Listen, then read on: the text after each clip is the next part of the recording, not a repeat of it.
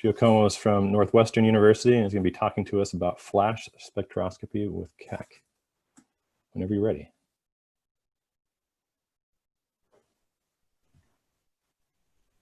We can't hear you.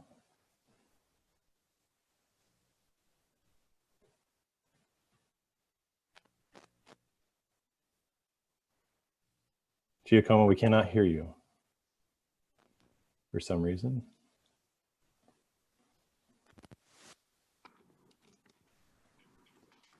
Can you hear me now? Yes. All right, sorry about that. All right, let's get back into it. Thanks a lot for giving me time to talk today.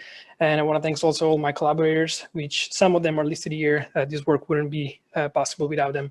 And let's talk about flash spectroscopy.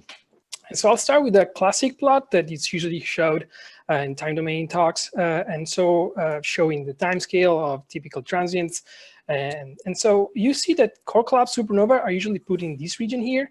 But if we focus on the very early phases of some of them, we can see that they have pretty fast evolution of the order of a few days, especially if we focus in the first week of some of these objects. And so we are getting better and better at doing this, like finding young supernova. And this is one of the main objectives of the young supernova experiment, YSC or EASY, we call it. And this is a new optical time domain survey on the Pan-STAR survey. There will be soon a survey paper by David Jones. And so please check it out in some weeks from now, hopefully. And so I was mentioning that one of these surveys objective is to find young supernova. We're expected to find 2 per month with this survey. And why we're interested in this? And so we're interested in this because some core collapse supernova are not, so usually young supernova, core collapse supernova show just a blue featureless continuum, right? But some of them show these narrow lines at very early phases. We're talking like hours to days after explosion. And that these lines will soon disappear. Like this is a spectrum of 14G after just 10 days. And you see that these lines that are really prominent in the earlier phases, they just disappear. So this is why we're interested in getting young core collapse, because these phases are really fleeting and hard to find. And when it was first seen at the beginning, they were also mistaken for Wolf-Rayet features, because like if you compare here a spectrum of a Wolf-Rayet star with the spectrum of 14G at just 2 days, you see that the lines are there, they're basically there. And we thought at the beginning that we were seeing the actual progenitor wind, but this was not the case. So what is happening? What are we seeing there? So there is a growing evidence that the end of massive stars are not that are turbulent, that you lose masses at the very end. And if you pollute your surrounding with CSM and then you explode, the shock breakout high energy photons will ionize these CSM. And so you will create a photosphere here of highly ionized elements like nitrogen, carbon, and oxygen, if these are present in the ejecta, sorry, in the CSM. And then eventually, after a few days, the ejecta catch up with the CSM, and then you just see supernova features. And one of the latest objects that show these is 2020 PNI. You can see here in his host galaxy.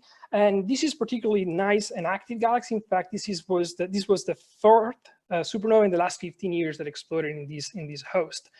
And I was at the telescope just 2 days after the first detection. And this is the beautiful spectrum that I took with DMOS. And these are lines that I showed you just right before of line. This is hydrogen, and this is helium and nitrogen-3, so flash spectroscopy lines that you can see also in other objects. So the Rosetta Stone of this type of object is probably 13FS. We were so lucky to get a spectrum after just 6 hours after explosion. And you see there's some heterogeneity in these objects. Like you see narrow lines of hydrogen almost always, but like for example, carbon-4 is an element that you see in 20 PNI that you didn't see in 13FS, while 13FS was richer in oxygen, while 2020 PNI was oxygen poor. Sorry, oxygen poor. This is the Liker, the Liker that we were able to sample since the explosion. And you can see there was a pre-explosion non-detection right before the first discovery. the first image, and so we were pretty sure that it was a young object when we were observing it with Keck. And after that, we were able to secure many other spectra, and we used actually 4 instruments from Keck. We classified it with DEIMOS. Actually, we didn't classify it because ZTF came first just a few hours before us. But we took our classification spectrum with DEIMOS, then we followed it with LRIS and even ESI. And I'll show you later also a MOSFire spectrum of it. And you can see the evolution of H alpha, and it disappears after, well, after 20 days it disappeared, but it actually disappeared probably much earlier than that. What is surprising is that a narrow H alpha component is still active, is still there at 10 days, while in other objects, like flash spectroscopy objects, we see these lines disappear by this time. All right, this is the MOSFire spectrum that I showed you. It's a really nice black body. We attached also a chain spectrum, optical spectrum here, and we see the helium lines at the 10,830 angstrom, but we don't see it really strongly in the far near infrared, and also the partial lines here are not that present. So we can compare these spectra with some models. The Starhiller and Edward built a grid of models made with the relative transfer code CMFGEN, and so it's a decent grid, and we find a decent match with the progenitor with these characteristics. What's really interesting is that there's a really high mass loss estimate of 1 to the -2 solar masses per year.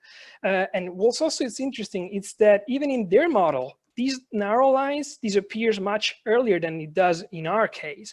And so this might be an indication that the CSM extension in the case of 2020 PNI was the CSM extended much further than what assumed in the model. And so we unleashed our own personal modeler, and so which is Jose Groh from University of Dublin, who was able to do a pretty good specific model on our object. And you can see the really nice reproduction here. And we got a mass loss of 5 to the times 10 to the 3 solar masses per year, which is not that far from what inferred just by a direct comparison with Luke Tessar's model. And so we can have a look at other objects.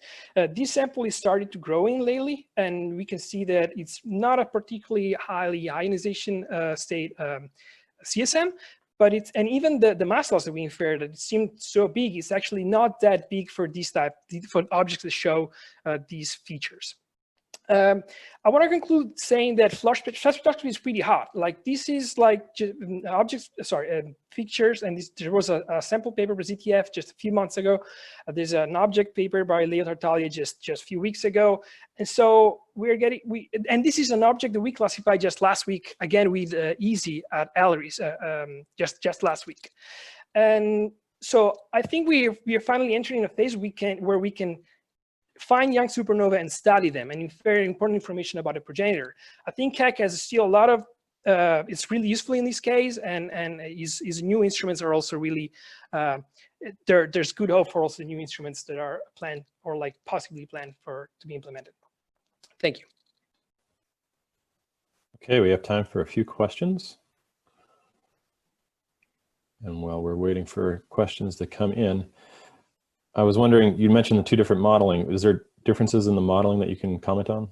It's the same exact model. The difference is that I first compared it to published CMFGEN models, and then we just do the modeling ourselves. The comparison weren't satisfying enough to actually just rely on those. But the assumptions and the type of code used is exactly the same.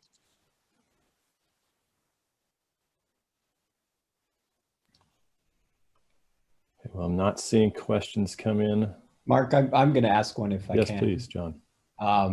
You mentioned in your final bullet boosting from instruments like KCWI and KWFI. Do you want to comment on what you mean there in that last one? Yeah, so especially with KWFI, so these objects, young supernova, especially core collapse, are very blue. So I think having an imager, a wide field imager, extending that far and being that sensitive in the blue, I think would be a game changer in terms of finding young objects, especially if we can develop some kind of survey, short survey with that instrument. Cool, and how rapid a response would you need from WFI detection to something like a spectrum from DEIMOS or KCWI? So of course, the faster the better. But I think it would, if it's below, within 3 days, I think it's still a reasonable time to get a really interesting spectrum, no matter what. Cool. Thanks, Giacomo. Thanks. Okay, we're going to transition to our third speaker. Any other questions can go to the Slack line.